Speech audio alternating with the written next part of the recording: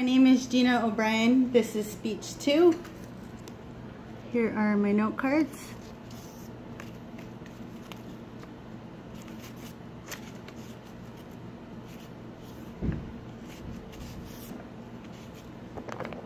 And here's my audience. Wait, hi. Hello.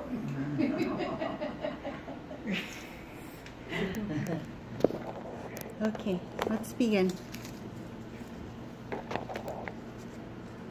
In a city full of tourism, there's an underground world that nobody knows nothing about. There is an estimated 1,000 people living below the Las Vegas Strip. These people have names. They're called tunnel people or mole people.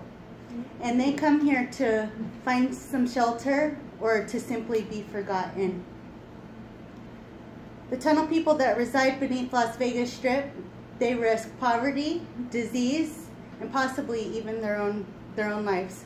I will be citing many credible sources within this speech, and I hope by you listening to my speech that you will gain some type of insight of how the tunnel people became and why they live the way that they do. Moving forward, I will begin describing why they live in these conditions. Did you know that Las Vegas has the 4th highest homeless rate and foreclosures in the biggest country in the nation? The tunnel people moved to these tunnels because they have been foreclosed on. A lot of them have said. Another reason why they move here is because they have extensive prison backgrounds, so they cannot find a job anywhere, not even a minimum wage job, they have said. And another main factor, the reason why the tunnel people move here, is because of their addiction. Now, this can be alcohol, it could be drugs, or even gambling. There are 600 miles of tunnel total, and but the most popular is beneath the Strip, and this is according to a cod from the Globe and Mail. He's a reporter, and his article is called "Tunneling: A Life Below Las Vegas Glitz." And they also move here because it's cooler in the summer, it's warmer in the winter, and it protects against the harsh Vegas winds. Another main factor is they feel like they're protected, they're a community, they watch out for each other. It's less likely that they will be raped, beaten, and they watch out so they don't have to watch their backs as often. So they formed a full community down there. Now contrast that with the risk of disease. The tunnel people are at risk for disease because there's many needles down there.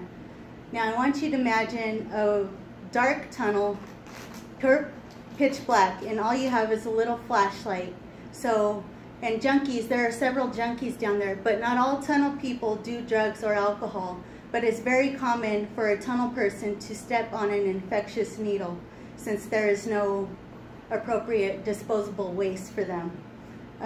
Another reason why they can get very ill and sick is because there's rodents down there. There's rats, there's roaches, there's spiders, Ooh. yeah, bats, and they can be bitten, and they can become very ill if they were to be bitten by these rodents. Now, John Atcherson, he's been living in the tunnels for about 3 years now. He's 53 years old, and he stated that the most popular tunnels is below the Las Vegas Strip, and he describes it as having an intersection with 2 lanes. And in one of the intersections, the people, they camp out and they bring their belongings, and that's where they reside. And he said in the other intersection is actually where they use the restroom and throw away all of their trash. Now, he said if as long as the tunnel people know about it, they're actually excited to have a little bit of rain, because it helps them to, it reminds them to bring all of their belongings forward so that they don't lose anything in the rain. But he said for the most part they're excited because when the rain comes, it literally flushes out their whole sewage system, and it gets rid of that stench and odor of urine and bowel movement. And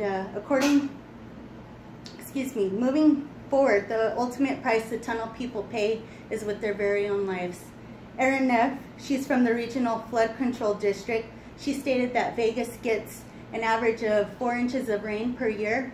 Now during monsoon season, we could get half of that in 15 to 25 minutes. And she had also stated that this rain goes 30 miles per hour.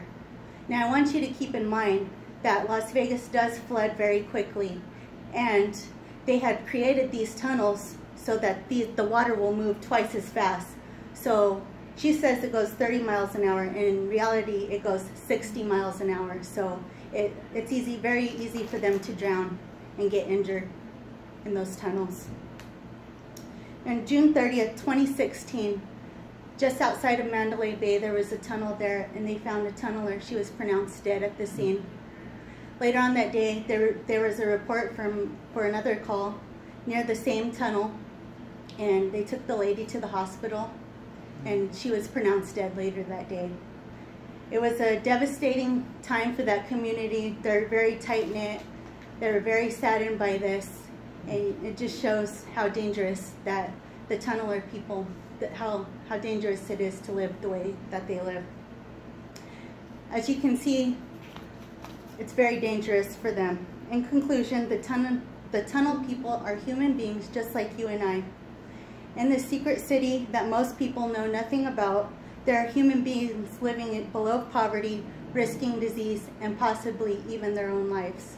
Now, I want you to imagine this next time you're walking along the Las Vegas Strip with your cup and your drink in hand. I want you to look at your feet, and I want you to imagine the 1,000 people that are below your feet that are suffering to live day by day. Thank you. Okay. That's what we get?